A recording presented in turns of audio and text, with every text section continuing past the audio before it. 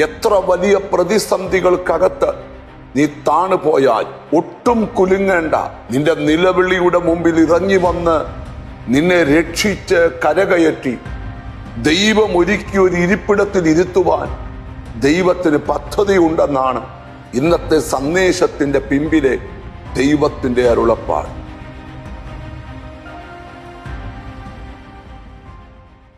യെശയ്യാ പ്രവാചകന്റെ പുസ്തകം 59-ാം അധ്യായത്തിന്റെ 1-ാമത്തെ വചനം. രക്ഷിപ്പാൻ കഴിയാതെ വണ്ണം യഹോവയുടെ കൈ കുറുകിയിട്ടില്ല, കേൾപ്പാൻ കഴിയാതെ വണ്ണം അവന്റെ ചെവി മന്ദമായിട്ടുമില്ല. ഇവിടെ പ്രവാചകനായ യെശയ്യാവ് ഒരു ജനതയോട് പ്രവചിക്കുക, ഇന്നും നിങ്ങൾ വിളിക്കുന്ന ദൈവം രക്ഷിക്കുന്ന ദൈവമാണ്. അവന് നിന്നെ രക്ഷിച്ച് പുറത്തെടുക്കുവാനായിട്ട് കഴിയും. ഈ വചനം കേട്ടുകൊണ്ടിരിക്കുന്ന വ്യക്തികളോട് പരിശുദ്ധാത്മാവ് സംസാരിക്കും. എത്ര വലിയ പ്രതിസന്ധികൾക്കകത്ത് നീ താണുപോയാൽ ഒട്ടും കുലുങ്ങേണ്ട. നിന്റെ നിലവിളിയുടെ മുമ്പിൽ ഇറങ്ങി വന്ന് നിന്നെ രക്ഷിച്ച് കരകയറ്റി ദൈവം ഒരുക്കിയ ഒരു ഇരിപ്പിടത്തിൽ ഇരുത്തുവാൻ ദൈവത്തിന് പദ്ധതിയുണ്ടെന്നാണ് ഇന്നത്തെ സന്ദേശത്തിന്റെ പിമ്പിലെ ദൈവത്തിന്റെ അരുളപ്പാട്.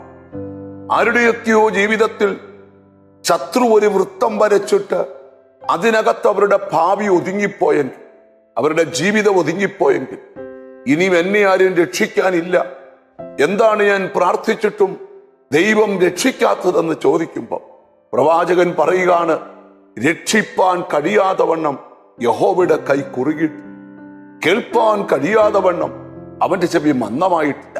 അടുത്ത വാക്യം ശ്രദ്ധിക്കണം. നിങ്ങളുടെ അകൃത്യങ്ങൾ അത്രയും നിങ്ങളെയും നിങ്ങളുടെ ദൈവത്തെയും തമ്മിൽ ഭിന്നിപ്പിച്ചിരിക്കുന്നത്. അതായത് നിങ്ങളുടെ പാപങ്ങളാണ് നിങ്ങളെയും ദൈവത്തെയും തമ്മിൽ അകറ്റിയിരിക്കുന്നത്. അതുകൊണ്ടാണ് വേദപുസ്തകം പറയുന്നത്, ലംഘനം മറച്ചു വെക്കുന്നവന് ശുഭം വരികയില്ല, ഏറ്റുപറഞ്ഞുപേക്ഷിച്ചാൽ കരുണ ലഭിക്കും.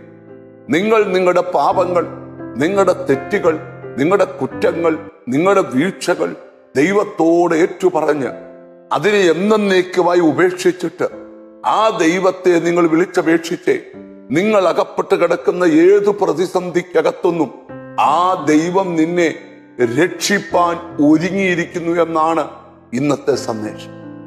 ആരോടൊക്കെയോ പരിശുദ്ധാത്മാവ് പറയുക, നിങ്ങളുടെ ജീവിതത്തിൽ ഒരു അത്ഭുതം നടക്കാൻ പോവാം. നിങ്ങൾ ചെയ്യേണ്ടത് ഇത്രമാത്രം. ജീവിതയാത്രയിൽ വന്നുപോയ തെറ്റുകളും കുറ്റങ്ങളും സർവശക്തനായ ദൈവത്തോട് ഏറ്റുപറഞ്ഞ് ഉപേക്ഷിച്ച് കർത്താവിനോട് അടുത്തു ചെല്ലുന്നു എങ്കിൽ നിങ്ങളെ രക്ഷിപ്പാൻ കർത്താവ് തയ്യാറാണ്. നമുക്കൊന്നിച്ചു പറയാം, കർത്താവെ, രക്ഷിക്കുന്ന വീരനായി ഞങ്ങളുടെ മധ്യത്തിൽ അങ്ങ് ഇറങ്ങി വരണമേ. ഒന്നിച്ചു പ്രാർത്ഥിക്കാം. കാരുണ്യവാനായ ദൈവമേ, സ്വർഗസ്ഥ പിതാവേ, എന്നോട് ചേർന്ന് പ്രാർത്ഥിക്കുന്ന മക്കൾക്ക് വേണ്ടി പ്രാർത്ഥിക്കുക. അവരുടെ ജീവിതത്തിലെ തെറ്റുകളും കുറ്റങ്ങളും കുറവുകളും ദൈവത്തോട് ഏറ്റുപറഞ്ഞ് യേശു ക്രിസ്തുവിന്റെ രക്തത്താൽ കഴുകി ശുദ്ധീകരണം പ്രാപിച്ച്, ദൈവവചനത്താൽ ശുദ്ധീകരണം പ്രാപിച്ച് ദൈവത്തോട് അടുക്കുമ്പോൾ അവരുടെ നിലവിളിയും പ്രാർത്ഥനയും കേട്ട് അവരുടെ ജീവിതത്തിൽ ദൈവം അത്ഭുതം ചെയ്തത് കൊണ്ട് സ്തോത്രം. നിന്റെ നാമം ചൊല്ലി നിന്റെ മക്കളെ പിതാവിന്റെയും പുത്രന്റെയും പരിശുദ്ധാത്മാവിന്റെ നാമത്തിൽ അനുഗ്രഹിച്ചു പ്രാർത്ഥന കേട്ടത് കൊണ്ട് നന്ദി. യേശു ക്രിസ്തുവിൻ നാമത്തിൽ തന്നെ ആമേൻ.